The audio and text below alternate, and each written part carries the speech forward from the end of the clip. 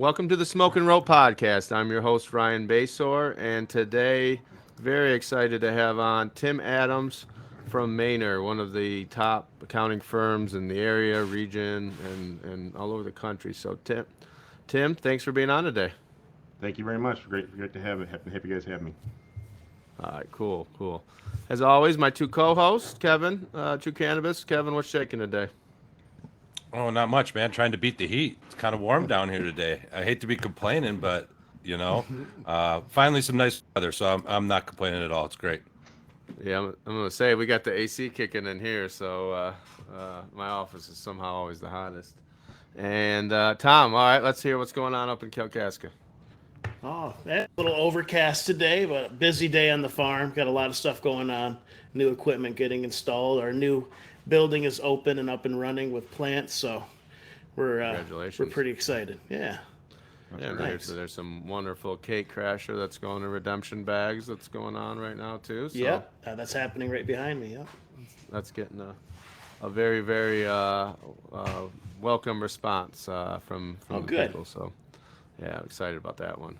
But Tim Adams over at Manor, and we're really excited to have Tim on. He's a CPA first and foremost, but he's the director, principal, and also is the cannabis niche leader over at Manor, and he's been an accountant for 34 years, and been doing it a long time. And I know we're gonna ask Tim, a little bit about himself, background.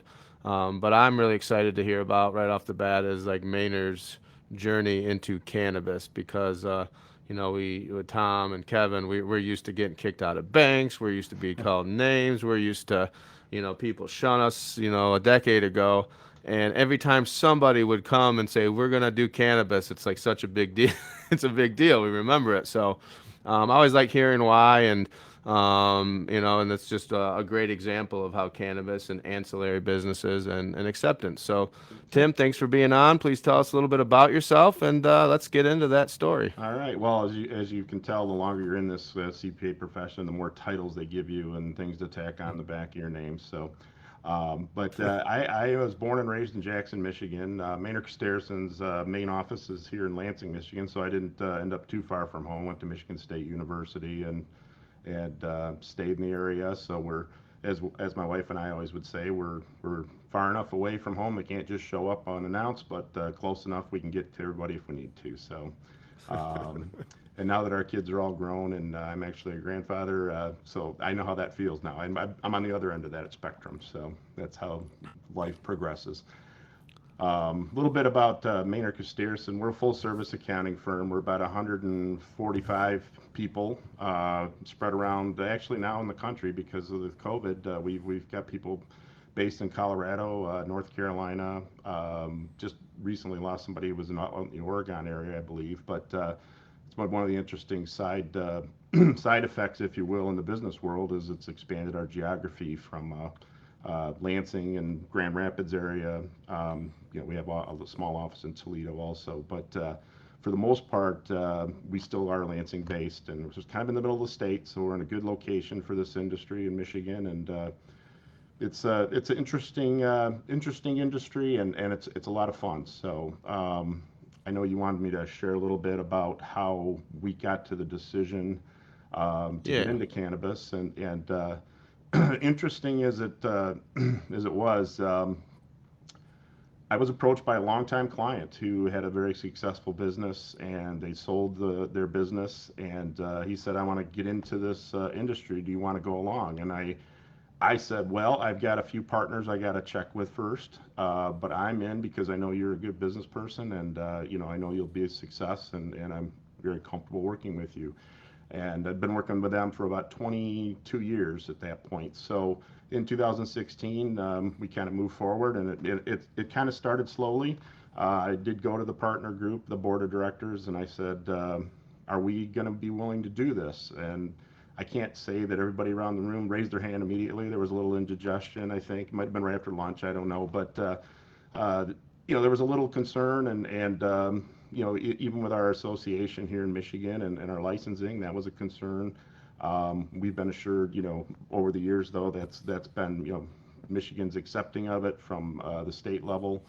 licenses and everything else, we're okay as long as we're working with people that are vetted through the MRA or in that process of getting vetted through the MRA. So, and it's just been fun from there, and it's taken off. So and I do know that yes, when we got into the industry, it was fun to hear people were excited to have us, and it was exciting to.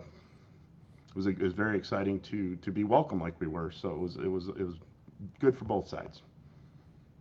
Awesome. And yeah, also real happy you guys are members of the Michigan Cannabis Industry Association. We're all big supporters of that, and that's where Tim and the other Tim and Dave were up there last year. I know they had a great time, and so did all of us. So we I appreciate heard that his support as name well. is Dancing Dave, is what I'd heard. So I'm not sure if that's true, but I've It not is. seen videos. So Oh well, if you come this year, I'm sure you'll see.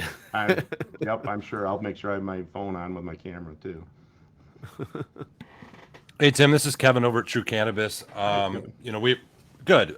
We appreciate you guys making the decision to go ahead and work with cannabis operators, and then to go ahead and join the MICIA and support us even further. That's great of you guys to have done. I want to kind of just hop right into it and talk a little bit about 280E with us. I do own a portion of a dispensary and a cultivation, and I know that there's complications when it comes to deductions with the dispensary and with the grow, and there's openings to deduct somewhere along that line. So maybe you could talk to our listeners a little bit about that. Sure. Well, 280E was, I believe, it was in the early '80s that came into being on the Internal Revenue Code. It's the simplest code section I think there is. There's no regulations behind it, but it basically says if you're trafficking in Schedule 1 or Schedule 2 substances, narcotics, you're prohibited from taking ordinary and necessary business deductions. Constitutionally, gross income is basically what you're taxed on, but gross income is defined as the sale less the cost of the product that you paid for, and then your gross, what we would call gross profit in our world, that essentially, in simple terms, is your taxable income. So the issue is what's properly allocable to cost of goods sold. Anything below that, when you're in the cannabis industry, at this point, it's still Schedule 1. It's going to be limited and not going to be able to deduct those deductions. So the rub is, for instance, is a good simple example.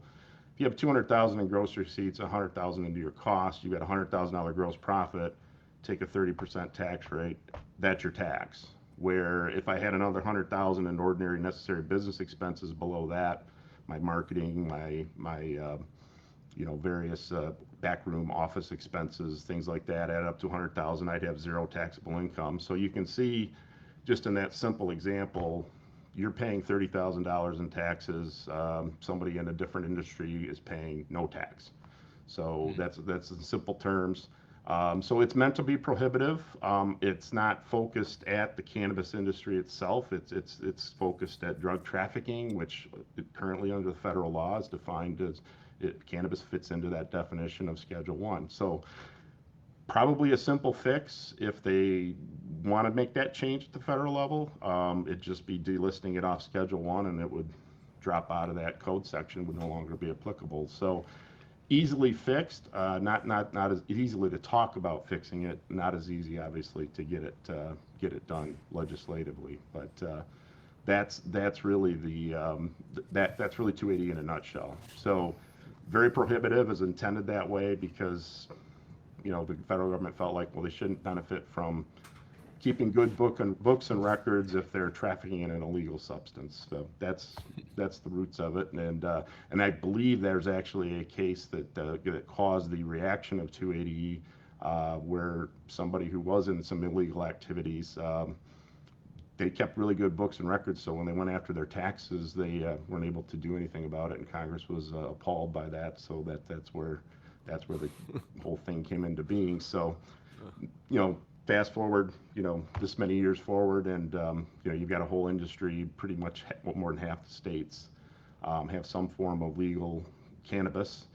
So I think it's just a matter of time. I think the time is short, but it's crystal ball as to when that's going to be. But and I think the other thing that you have to realize, it's not just the IRS code, it's all federal regulation. I mean, so even unraveling years and years and years of rules, it's going to take more time than just saying, Congress just saying, well, it's no longer Schedule 1. You're going to have every agency revisit their rules. It happened with hemp, and it still is, because that came off in the Farm Bill a couple of years ago.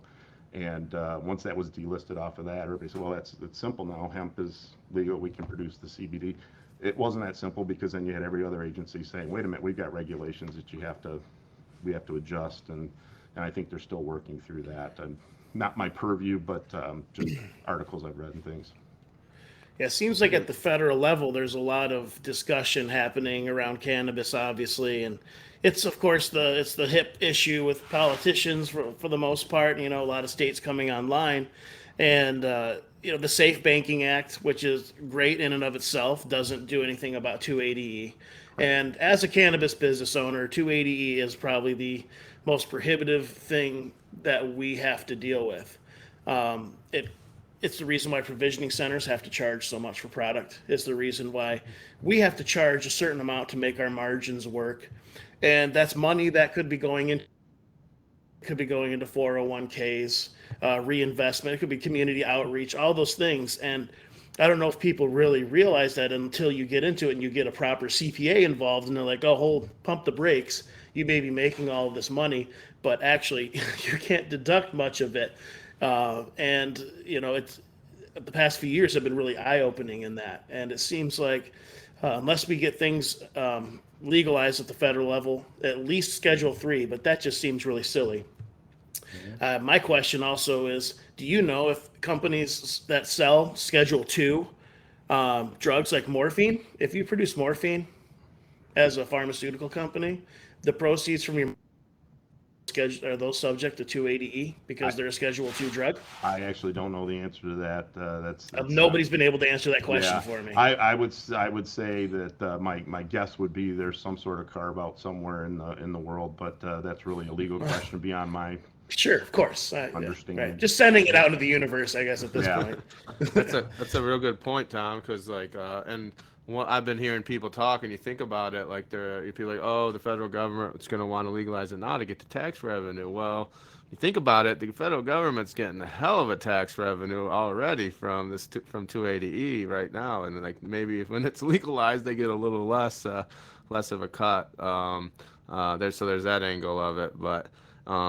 I wanted to ask you, Tim, because you brought something up when we were chatting yesterday.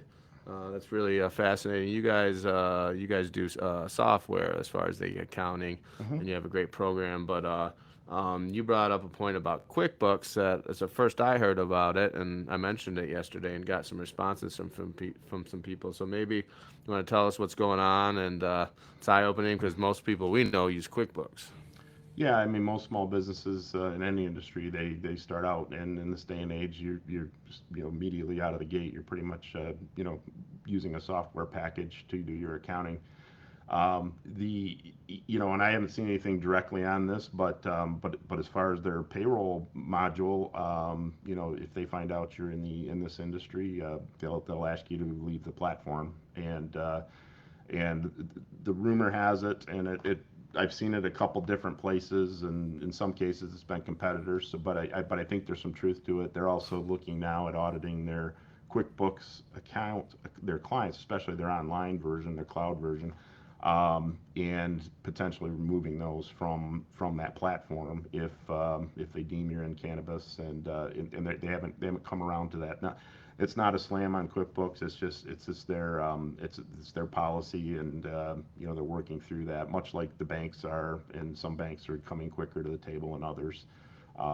So there is products out there that are open to working with the industry, probably a little more robust than QuickBooks, but at the same time a little more secure in the fact that you're not going to get locked out on short notice. Would you share some of those? Yeah, which was the one that you guys have been specializing in? We offer a product called Sage Intact. It's cloud-based, very well designed, works well with vertical integration, vertically integrated cultivators all through to the dispensary level. The main advantage to that is you can basically set up each of those either as separate companies or as separate divisions, and you can really get your accounting all the way through the stream once we set that up for you, once our consultants, and don't ask me to get too detailed on the technology. I'm a tax guy by nature, so, but I can tell you that people that are using the product in the industry are very happy with it. It's a little more costly than QuickBooks, so I understand when people start out. QuickBooks is, it's very affordable. And we're not trying to scare people away from it, just trying to point out that there's some, rumors out there. So we don't necessarily tell you have to get off of it. But as you grow your company, and usually what happens is, as I tell clients, I said, when the headaches get big enough, then it's time to switch out of something to something a little more robust. And that's really where's your pain point, I guess, is what really drives that. And so we're working with a number of very large vertical multi-location, so you can really drill down into the data once it's set up. And for a business owner, they'll set up customized dashboards, so you can come in and see the executive summary of whatever it is you want to measure, or whatever if you're in the production side, you want to see production metrics, it'll give you that. If you're running the overall company, it'll give you that too, as far as whatever it is you need to measure. Usually cash flow is a pretty important one for any business. Yeah, for sure. Yeah, I can. Just real quick, Ryan, I just wanted to touch on the QuickBooks thing. As a business owner, I've had QuickBooks for about 6 years, and I got to tell you, their customer service is terrible. I've spent hours and hours and hours on the phone with them. If you're a business owner and you're thinking about going with QuickBooks or integrating a better system like Tim was talking about, I would decide to go with something different. They hardly have any management on staff. They have zero communication between departments, and it's quite complicated. And so I just wanted to point that out. I don't know, Tim, if you've run into any of that. Well, in fairness, I would actually tell you that we have a number of people that are QuickBooks certified, and we can work with you on that. I can plug us for that. So if you're having trouble with their service provider, we can help solve those problems. We have people that come in and work in that software all the time. They're certified under the QuickBooks, and you're working with one person one-on-one directly. So I think it's more. You're not just getting whoever answers the phone every time you call. You know who you're talking to every time. No, that's good. Making me think on that, because we all know the pain when we lose our banks and all the headaches that cause, and never again say, and for some it's never again. Now we get to use our bank now, and others. So excited about that. One thing that happened like last fall. That happened last fall was, I think, a lot of the first MRA audits started happening, Tim. And then, so we went into that. Then what's coming probably next is, and it's going to come, is the IRS federal audits eventually. So tell us a little experience on the Michigan audits, and then I know there's a CPA out of I believe Colorado, Nick Richards, you mentioned, that's got theories on how those are going to go, because those are attorney, because those are going to happen, and I know you're getting prepared for people. Well, in an IRS exam is it's the one industry where we tell people prepare for it. It's going to happen. Anybody else in any other industry, they say, what's my chances of getting audited? And you say, I don't know, it'll happen someday, but I don't know when that'll be. We've really told clients from the get-go, and really that a lot of that goes right back to your accounting system. If you set up a strong accounting system on the front end, the back end of that is where the tax return is done, and from that information. And so if you have strong data, that's really the key. Is the IRS comes in, they're going to look at your records, they're going to look at the 280E issue, they're going to look at any other issue that any other client or any other taxpayer would be looked at. But what our goal is to hopefully have it a situation where we can provide the data proactively versus where I've sat in years and years with clients and audits, and I just see this log or this book, and the client goes, okay, well, give me the weekend to put that together finally, and it's like, well, that's 2 years ago. You were supposed to do that as you go. So we really advise people to prepare as if you're going to get audited from day one. And if it never happens, good for you. If it does, a lot less pain on the back end to have to deal with that. As far as an Internal Revenue Service audit, what the process really is an exam agent's going to come in. They have a supervisor. You're going to work with, hopefully through your CPA or attorney. Once the exam is complete, you have rights to appeal. You have rights to go to tax court. As far as CPA firms, we can take you through the appeals process for the most part. Once you're out and appeals is an internal IRS function where a separate individual, usually a more experienced agent, been there a long time, looks at your case, looks at your circumstances, listens to both sides, kind of like a mediation, if you will. But they do represent the Internal Revenue Service first and foremost. So they're really looking at the case from a perspective of what is our chances if we go forward to tax court of winning or losing this case, and so there's a preponderance of the evidence, so to speak, that they go through. So it's not necessarily, again, if they have bad facts on the IRS side and you have good facts, you're probably going to be okay. But it is a little bit of a negotiation. After that, you probably need to get legal counsel involved. The attorney I'm referring to, Nick Richards, I've attended many of his seminars. He used to work at the Internal Revenue Service, so he knows the people there, and he now works in private sector. And he has interesting theories, in general, because his recent one was, I'd file for tax court right away and skip appeals because they'll force it back to appeals. But then once they go to tax court, for instance, the issues are set. It comes back from tax court, because tax court will first thing ask is this been through appeals? And they say no, and they say, well, it needs to go through appeals. But now the issues have been frozen as those issues, where theoretically in appeals, if you go there first, you could have other issues be opened by the appeals officer potentially. I've not had that happen often, but I've done a number of appeals throughout my career. But this industry in Michigan, anyway, we haven't really had any experience with exams yet. But they're learning on the other end too. So the IRS they have specialists, and they're going to spread those people out to different states as time goes on.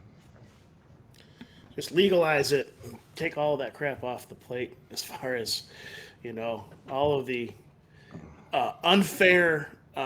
unfairly weighted regulation and cost, and treating cannabis producers and resellers that like they're handling like plutonium or something of that nature. How are companies treated that produce alcohol? Well, in Michigan right now too, it's interesting because when you talk about Michigan, each MRA is well established, but they're still gathering information and they're learning from things they've put out, and so there'll be changes for a number of years in how the medical marijuana regulatory agency administers this area. But you've got to look at it similar to what I was talking about with the hemp issue. Each then department in the state that's touched by that has to come up with their own set of rules, and how are we going to look at this, Treasury being probably the first one. And they want to make sure they're collecting the correct amount of excise tax, sales tax. So there'll be auditing there that goes on. That's independent of MRA. That's going to be the Department of Treasury. They're just getting started down that road, I believe. We'll kind of see where that goes. I think we're going to be involved in one of the early ones on that here shortly. So without getting into specifics, but we'll see where that process goes. But we've represented many clients. I've done many client representations on sales tax audits and those type of things. And we'll just see where it goes. But the good news with Michigan is you're already legal, you're already accepted. The 280E issue doesn't apply to Michigan taxes. So you can bring those deductions back onto your Michigan return, and so that does help a little bit on the tax side. And that's where I give Michigan credit. I mean, they are trying to be friendly to the industry. They're welcoming the industry, but they're also gonna have their own rules and regulations, and you better follow them. Hey Tim, talk to us a little bit about the state audits that most of us went through recently in 2020. They're going to be coming up again here in 2021. We've been vetted thoroughly as applicants to the state to be state licensed through the tax division. We're constantly under the microscope. We're filing federal and state taxes. What's the reason behind think that the requirement to have the state audit, and how is that different than what we're already doing as far as what we've submitting already? Well, the MRA, the attestation function is what you're referring to, and again, I'm a tax guy, not an audit person, but we have people here on the team that do that. But basically, it's looking at transactions, making sure that you're accounting for the transactions right. I think their biggest motivation is, are you reporting the right information to the state and metric, and they're verifying that by following transactions through your accounting system. Where it gets cumbersome is when you have multi-licenses, because each license at this point has to have its own attestation. So if you've got 8 licenses under you, grow, processing, and 6 or 7 dispensaries, that's 8 of those processes you have to go through. And then I think the other thing that's a little frustrating, maybe a little bit cumbersome right now, and we'll see how that works out over time, is depending on when you got your license initially, your window for when that attestation is different. So there's about 3 or 4 different dates they've come out with recently, and really go to the MRA site. They do have a lot of good information out there. If you want to see, if my license falls in this date range, I got an attestation due on this date. And I would also say, in fairness to us CPAs, please don't call us the day before it's due, because it won't get done. You'll be late. So we prefer you to plan it well in advance. We can help you plan it. We can get you whatever, we can get you the list of what we need to get from you and make the process as smooth as possible. But we've had people get caught, have been late, and so far they've been pretty, within reason forgiving. But that'll probably tighten up as things go forward, because people can't say, well, I didn't know, because it's new to everybody. So that's just my opinion, but my opinion, usually is pretty good educated opinion. So Tim, with us trying to compete the regulated market with the black market and pricing being high, I know one of the focus of some of the industry groups are to try to eliminate some of the red tape. Is this one of those things that I know it's quite expensive, it's quite time consuming to get it all together? Is this something that's absolutely necessary? I mean, is it good enough that we submit all our documentation, are tracked constantly on seed to sale? Can't the state just do this on their end on a routine basis and eliminate that expense to try to bring down the cost? I think they could possibly get there someday. I think the comfort level with having a third-party independent CPA, they do that with other agencies. So that's something they know, that's tried and true. You're not alone. So in this case, I wouldn't say the industry is being singled out. It's just working through the new process, and of course the MRA has to do whatever it is they want to measure. That's what really a attestation is. So if they want to add on the measurement of something else, you could get more cumbersome. But if they just say, look, we're going to come in and spot check you based on our system, and as long as things jibe up, we'll be okay. That may happen down the road, but at this point, you just have to accept that as part of the cost of doing business and just factor it in. How have you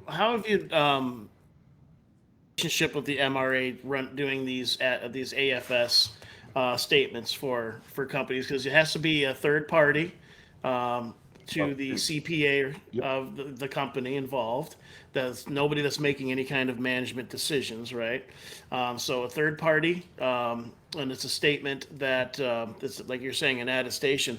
Have you found that the state was prepared for these, something that they explicitly asked for in an act, that they were prepared for these things when they started coming in? We have had an interesting experience on our end, and I'd like to hear what your experience has been. I think there's a lot of questions that come up in the process right now because it hasn't normalized in even the MRA side. So I think you'll see over the next couple of years that things will normalize, and as long as you fit within the parameters, they're learning too. So Right. in fairness, and so it's they want to do the right thing for the industry as well as the state. So they have to kind of balance that. And as far as the attestation goes, one thing is independent CPA is right in the law, so you can't just say I'm going to do it myself and just hope that works. you could do it yourself, but it won't work. Trust me. Right. But you could try. But you'll go through the effort again anyway. So what I would say is, and what we find is we get into the accounting assistants and some of that, and at some point we're acting as your CFO or even your accounting department in some cases. If we're doing that, we lose our independence. We Right. pride ourselves on having other CPA firms in the industry that we can get you to. So we'll find you solutions. If we can't do it as a firm, and I think the other firms are kind of taking the same approach. We're trying Sure. to make that work so that our clients aren't burdened as little as possible with it. But Right. the expense of the expense and time is just it is what it is, because we have to do certain procedures to Yeah. meet the standards. So that's all we're It's trying to do. an expensive and cumbersome. We're going through our second one. We have had our medical, and we're going through our adult use. And I mean, we're totally used to building the plane while we're flying it. That's kind of been this whole thing That's a good since way. the beginning. And but we have found that our independent CPA person that is producing the AFS for us has found that the MRA has been relying on our CPAs, the people that we are paying, to explain things or do things that's like an analyst could possibly should already know possibly. I don't know, as we go along, and we're used to this process, but it just seems to me like if we could establish those standards and those things before we start asking people for things would make a little bit more sense, in my opinion. Well, and I think that's where the industry and the MICIA, for instance, can come in and talk to to the MRA, and it's really a matter of again, I think they're trying to do the right thing if from whatever perspective they have. So if were to talk to them openly, I think that the MRA, to the industry, to owners like yourself, they're very open to helping. Just call them up and ask them the why, and it may not get you the first time in, may not get you the answer, but somewhere in that organization there's an answer provider, and they'll get you the answer. I think that's the one thing I've seen with our regulatory agency that's been positive is that you're not shut off from them, and they're open to listen and learn. That's great. Cool.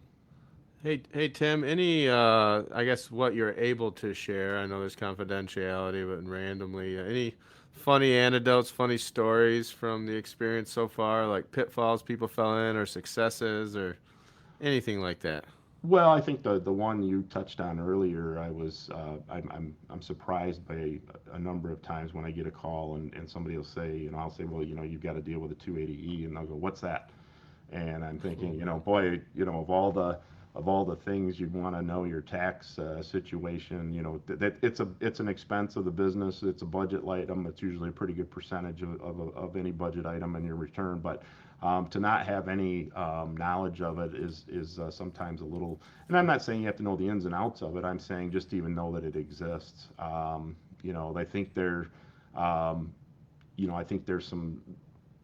It's interesting there because I just run into it everywhere I go, and so to me it seems like, well, what at least heard the concept, but it happens. I'm surprised too at sometimes even today how much there's still cash in the industry, and I think the Safe Banking Act will do a lot to fix that, both for the government. I think it's in their interest. I think it's in the industry's interest. And quite frankly, it's a lot safer for your employees because you've got two things in your dispensaries that people want that aren't necessarily good people, and that's cash, and then your inventory might be of interest to them also. So that's a little bit, to me, that's a little bit surprising that the cash is so, because there are enough banks out there now. I think it's expensive, but it's not because they're punishing the industry or anything. It's because they have to meet the regulatory requirements to be able to even do anything with you. So it's not like they're trying to take advantage of anything. They have to go through more hoops. And the other thing that I find interesting is people are accepting large amounts of cash, and they don't know there's a federal filing requirement, regardless of whether you're in a legal or illegal industry, to let them know that you have a suspicious transaction. That's defined as $10,000 or more of cash. Mm-hmm. So if you want to learn the rules of that and the ins and outs, go to a car dealer, go to a bank. They certainly know them, because it's intended to, for primary for drug trafficking. So the black market, as Kevin referred to it. But but that's what it was there for. And so right now, if you're filing those forms, they're being inundated with them, and I don't know what they're doing with that because the volume's probably been up. I can't imagine the volume compared to what it was 10 years ago. It's not the IRS, it's the Department of Treasury, which is over the IRS, but the IRS does administer that, and that's something in an audit that be independent of an income tax exam. They're going to come in and say, well, you have your Form 8300s, and if you go, what's that? That's probably not a good answer. So, especially if you're still dealing in cash. Yeah, I remember the early days of this, and you always hear about it, and you just laugh about it, and people be like, "Oh no, you deposit $9,999," and then like people are saying, "Oh, dude, like they're looking for that all day too," and like Things like that always work until enough people brag, and then they go, "Well, nope, we're changing the rules." So no, there's serial deposits, and there's all kinds of rules. And again, it's really a legal question. Anybody that has a concern with it, based on what we just talked about, reach out to your legal counsel and and ask them because it's $10,000 per infraction. So. I believe that's what the penalty is, but it's prohibitive, and I don't think they're very forgiving on that. If you get caught and you've got, but you think about it, it adds up quick. yeah, that's interesting. I just kind of thought about this. There's a lot of debate on there's the other association out there that's looking to kind of got the caregivers and all that issue, and so thinking about that, look at I got two caregivers. I used to be. I'm not a licensed grow, but we got two caregivers here that know that side of it and came through. But not only do they have to make it up, self-funded, and make it there with employees and all this extra, licensing fees to start off are crazy. Now they got 280E on top of it. So like as far as people out there that are caregivers that growing great flower, that's great. But to make it to this next level, there's so many pitfalls and so many obstacles. So like that's something to think about when say I grow 12 great plants in my basement and I kick the crap out of these guys. I could do that. So it's a Yeah. little bit more difficult. Yeah, and that's probably the But downside of more regulation, and legality.